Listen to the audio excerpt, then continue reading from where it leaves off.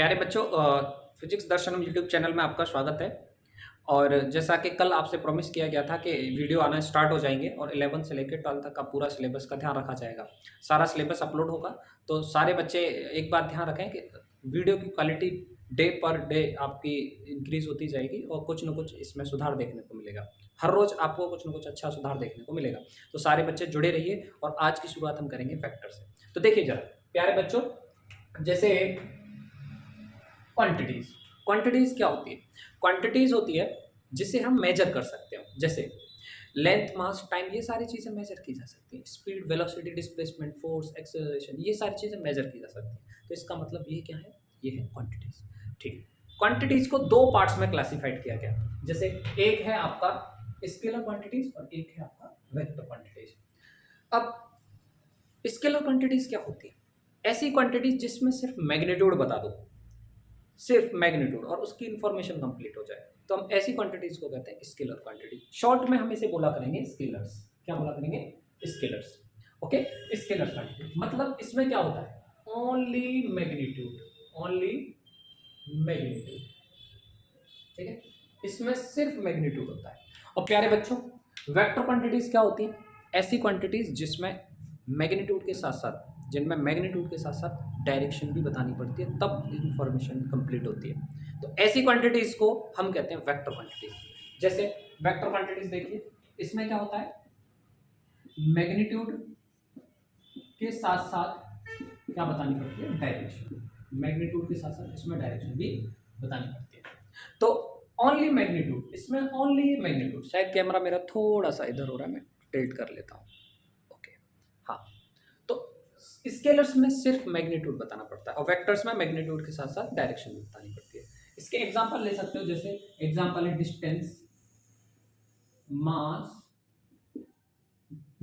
मास, energy, work done, etcetera etcetera. और इसके जो एग्जांपल्स हैं वेक्टर क्वांटिटीज के, जैसे वेलोसिटी, एक्सीलरेशन, फोर्स, एटसेट्रा, ये इसके एग्जांपल्स हम ले सकते हैं। प्यारे बच्चों, वेक्टर क्वांटिटीज को भी आगे दो पार्ट्स में क्लासिफाइड किया गया है। एक होता है एक्सियल वेक्टर्स, एक होता है पोलर वेक्टर्स। एक्सियल वेक्टर्स कौन सी वेक्टर क्वांटिटीज होती हैं? एक्सियल वेक्टर्स वे वेक्टर क्वांटिटीज होती हैं जिनमें रोटेशनल इफेक्ट आता है। जैसे एंगुलर वेलोसिटी क्या होता है? जैसे सोज, ये वो क्वांटिटीज होती हैं जो कि एंगुलर इफेक्ट शो करती हैं, एंगुलर इफेक्ट शो करती हैं।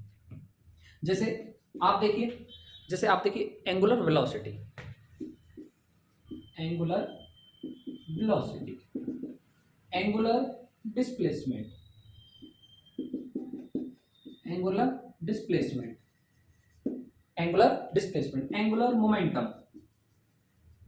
Angular momentum. मतलब इनमें एक एक्सिस होता है। क्या होता है? एक्सिस, जिसके चारों ओर कोई बॉडी रोटेटिंग मोशन में है।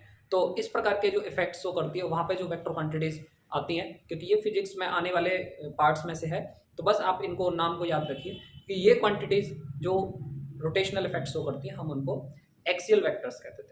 अब जरा देखिए, इनमें भी डायरेक्शन होती है। अब जरा देखिए पोलर वेक्टर्स। पोलर वेक्टर्स में क्या होता है? Having a point of application. इनमें एक पॉइंट ऑफ एप्लीकेशन होता है। ठीक है, ये क्वांटिटीज में एक क्या होता है? Point of application. अब जरा इसका एग्जांपल देखिए, जैसे ये एक ब्लॉक और इस पे किसी ने फोर्स लगाया। ओके, तो इस ब्लॉक पे एक पॉइंट ऑफ एप्लीकेशन है, एक जगह है जहां पे फोर्स लगाया जा रहा है। तो ऐसी क्वांटिटीज जिनमें एक पॉइंट ऑफ एप्लीकेशन होता है, उन क्वांटिटीज को हम कहते हैं पोलर वेक्टर्स, है ना। तो इस पोलर वेक्टर्स के एग्जांपल आ जाते हैं। जैसे डिस्प्लेसमेंट है, यहां से एक कोई व्यक्ति यहां से यहां पे पहुंच गया, ए से बी पे पहुंच गया, लो जी, यहां से यहां पहुंच गया। तो इस डायरेक्शन में उसका जो डिस्प्लेसमेंट हुआ, है ना। तो देख रहे हो, एक पॉइंट ऑफ एप्लीकेशन है ना, यहां से स्टार्ट हुआ ना डिस्प्लेसमेंट। तो जिन जिन क्वांटिटीज में एक पॉइंट ऑफ एप्लीकेशन होता है, हम उनको पोलर वेक्टर्स कह देते हैं। देखिए एग्जांपल इसका, जैसा एक मैंने बता दिया, फोर्स, डिस्प्लेसमेंट, वेलोसिटी, एक्सीलरेशन, ये सारे इसके एग्जांपल हैं, एटसेट्रा। तो इस तरीके से वेक्टर क्वांटिटीज को दो पार्ट्स में डिवाइड किया गया है। प्यारे बच्चों, स्केलर क्वांटिटीज को और वेक्टर क्वांटिटीज को कैसे ऐड किया जाता है? जैसे आपसे कोई बोले कि 3 kg मैंगो और 2 kg मैंगोज, 2 kg मैंगोज, दोनों क्वांटिटीज कैसी हैं? स्केलर क्वांटिटीज है। दोनों क्वांटिटीज कैसी हैं? स्केलर क्वांटिटीज है। तो 3 kg मैंगोज और 2 kg मैंगोज, देखना जरा, 3 kg मैंगोज और 2 kg मैंगोज मिलके कितने बने? 5 kg मैंगोज। तो स्केलर क्वांटिटीज को जोड़ने में कोई दिक्कत नहीं, उन्हें सीधा सीधा जोड़ दिया जाता है और हम बता देंगे कि 3 kg और 2 kg मिलके कितने होते हैं? 5 kg। हम आसानी से बता सकते हैं। बट वेक्टर्स का देखिए जरा, वेक्टर क्वांटिटीज में क्या होता है? वेक्टर क्वांटिटीज में मान के चलो, एक मैं एग्जांपल लेके आपको बताऊंगा वेक्टर क्वांटिटीज में क्या होता है। मैं फोर्स का वेक्टर आपको एग्जांपल में लेता हूं। जैसे ये एक ब्लॉक है, आप इस ब्लॉक पे मान के चलो इधर फोर्स लगा रहे हो 5 न्यूटन, तो ये डायरेक्शन है ईस्ट, तो ये बताना पड़ेगा ये डायरेक्शन क्या है? ईस्ट। तो ये है डायरेक्शन ईस्ट इसकी। और दूसरा फोर्स लग रहा है मान के चलो 3 न्यूटन नॉर्थ, 3 न्यूटन नॉर्थ। तो इस ब्लॉक में दो फोर्स लग रहे हैं, ठीक है। अब कोई कहे कि इन दोनों फोर्सेस को मिला के कितना फोर्स होगा, तो हम इसको ऐसे नहीं कह सकते कि 5 न्यूटन और 3 न्यूटन 8 न्यूटन हो गया, है ना। पर लेकिन हम ऐसा नहीं कह सकते, क्योंकि ये ब्लॉक है ना, उस तरफ चलेगा जिस तरफ दोनों का मिला के जो फोर्स बनेगा।